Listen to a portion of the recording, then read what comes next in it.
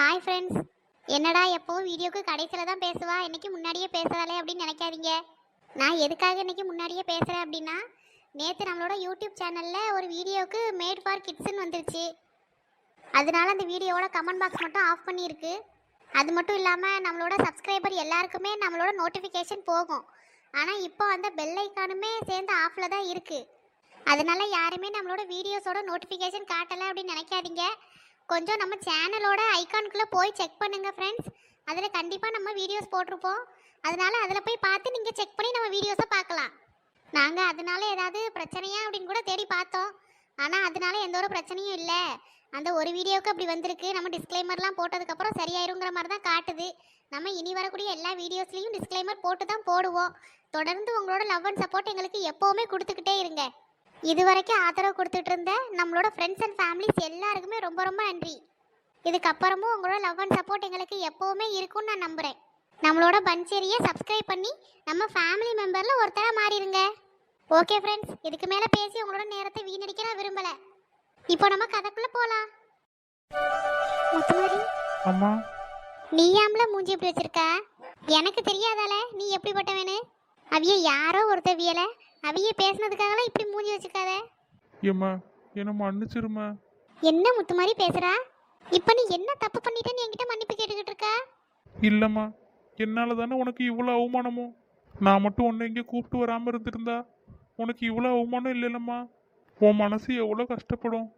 ஏல என்னெல்லாம் பேசுற நீ? எனக்கு என் பிள்ளைகள் தாம்பள முக்கியம். உனக்காக நான் என்ன வேணாலும் செய்வோம்ல.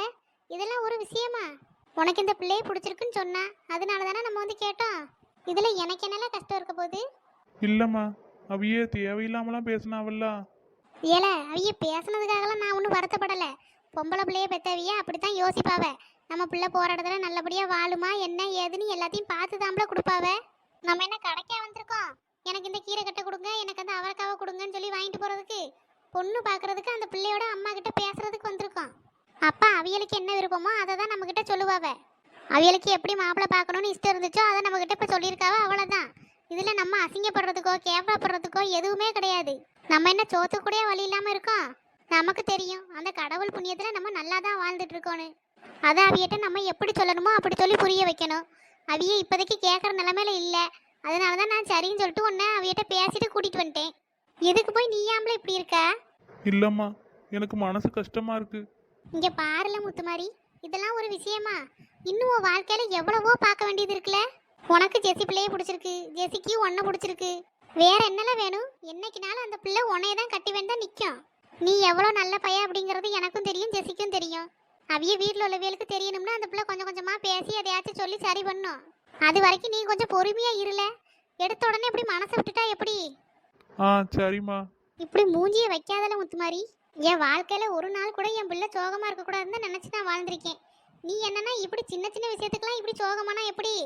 இல்லைம்மா, மனசுக்கு ரொம்ப கஷ்டமாக இருந்துச்சு. அதான் அவையே பேசிக்கிட்டு இருக்கும்போதே ஜெஸியை வேற அடிச்சிட்டாவ, உன்னையும் ஒரு மாதிரி பேசிட்டாவ. அதெல்லாம் யோசிச்சு பார்த்தா என்னால் என்னையவே மன்னிக்க முடியலம்மா.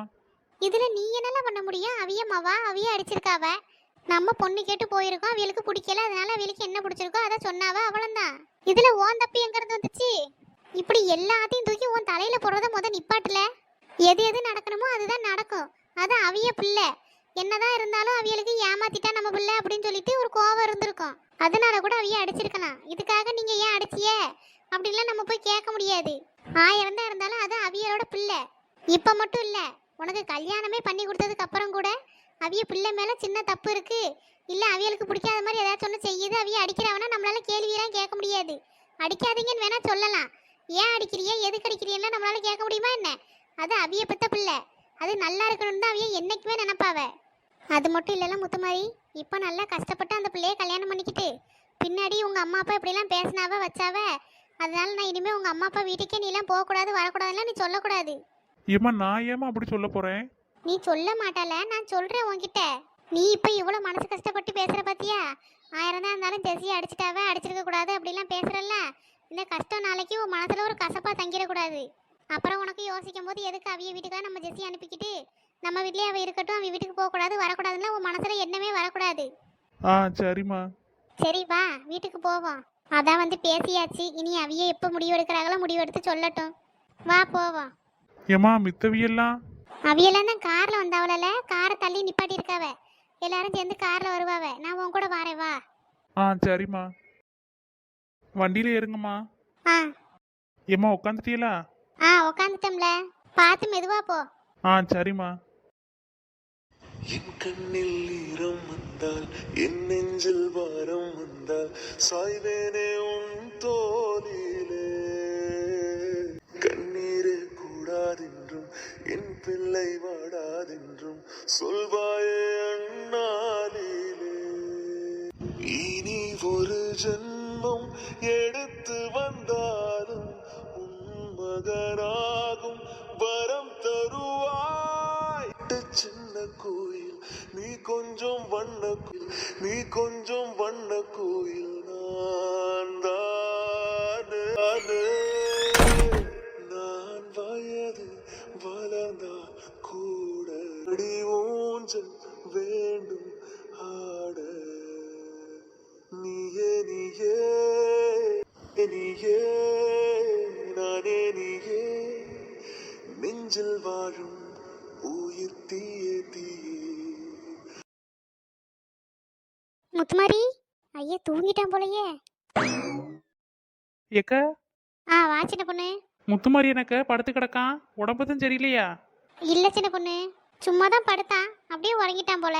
சரிக்க விடுங்க, அவனை எழுப்ப வேண்டாம். பாவம், அவன் நினச்சி போனது ஒன்று, அங்கே நடந்தது ஒன்று. கொஞ்ச நேரம் நிம்மதியாக தூங்க வாச்சு செய்யட்டு விடுங்கக்க. நானும் அதனால தான் சின்ன பொண்ணு அவனை எழுப்பவே இல்லை. சரி கொஞ்ச நேரம் கடந்து நிம்மதியாக தூங்கட்டும்னு விட்டுட்டேன். நீங்க எல்லாரும் எப்படி வந்தீங்க? காரில் தானே வந்திருப்பியே? ஆமாக்க, நீங்கள் வெளியில் வந்த உடனே எல்லாரையும் கூப்பிட்டுட்டு நானும் காரை எடுத்துக்கிட்டு வந்துட்டேன். சரி சின்ன பொண்ணு. காமாட்சி அக்காலாம் வீட்டுக்கு போயிட்டாவளா? ஆமாக்கா, அவிய போயிட்டாவ. வீட்டில் பிள்ளைகள் தனியாக இருக்குது, நான் வீட்டுக்கு போகிறேம்மா அப்படின்னு சொல்லிட்டு போயிட்டாவ. சரி சின்ன பொண்ணு. சரிக்க, அப்போ முத்து மாதிரி தூங்கட்டும், நான் போயிட்டு அப்புறமா வரேன் என்னக்க. சரிம்மா. போயிட்டு அப்புறமா வா சின்ன பொண்ணு முடிஞ்சா. இல்லைன்னா நான் காமாட்சி அக்கா வீட்டுக்கு வரேன், நீ அங்கே வந்துரு என்ன? சரிக்க. சரிக்கா, அப்போனா வாரேன். எங்கள் மாமியார்களை வேற என்ன தேடிக்கிட்டு இருக்கோம், காலையிலே போனவன் இன்னும் ஆளை காணாம்னு. சரி சின்ன பொண்ணு. ஏக்கா போயிட்டு வரேங்க. சின்ன பொண்ணு, என்னக்க? அனு வந்திருந்தால, அவளை வீட்டில் கொண்டு விட்டியா? ஆமாக்க, அவளை தான் கொண்டு போய் விட்டோம். அவளை விட்டுட்டு தான் அதுக்கப்புறம் நாங்கள் வீட்டுக்கு வந்தோம். சரி சின்ன பொண்ணு. அங்கே நடந்த கலவரத்தில் அந்த பிள்ளைகிட்ட கூட போயிட்டு வரம்மா, நீ வீட்டுக்கு பார்த்து பத்திரமா போ. ஒன்றும் சொல்ல முடியல, அதான் நீங்கள் விட்டியெல்லாம் என்னன்னு கேட்டேன். அது எப்படிக்க, அந்த பிள்ளைய நாங்கள் என்ன அப்படியேவா விட்டுருவோம்? அந்த பிள்ளையும் தான் சேர்த்து கூப்பிட்டுட்டு வந்தோம். கூப்பிட்டு வந்து அவைய வீட்டில் விட்டுட்டு அவைய அம்மாட்ட கோயிலுக்கு போயிட்டு வந்துட்டாங்க அப்படின்னு சொல்லிட்டு நாங்கள் கார் எடுத்துகிட்டு திருப்பி இங்கே வந்துட்டோம். சரி சின்ன பொண்ணு, நீ செஞ்ச உதவிக்கு நான் உன்ட்ட எப்படி நன்றி சொல்லுதுன்னே தெரியல. ஏக்கா இப்படிலாம் பேசாதீங்கக்கா, இது எங்கள் சொர்ணா காக்காவே கிடையாது. வாயை ஒரு மாதிரி ஒரு போக்கா இழுத்துக்கிட்டு கத்திக்கிட்டு ஒரு மாதிரி அலறிக்கிட்டே இருப்பாவ தெரியுமா, அதுதான் எங்கள் சொர்ணா காக்கா. ஏப்பா. இப்போ எப்படி இருக்கு மூஞ்சி? இதாங்க எனக்கும் வேணும். சரிக்க, அப்போனா போயிட்டு வரேன். பாவையும் பிள்ளை பாம்போடு உறங்குது. சரி அவன் பாட்டு தூங்கட்டும்.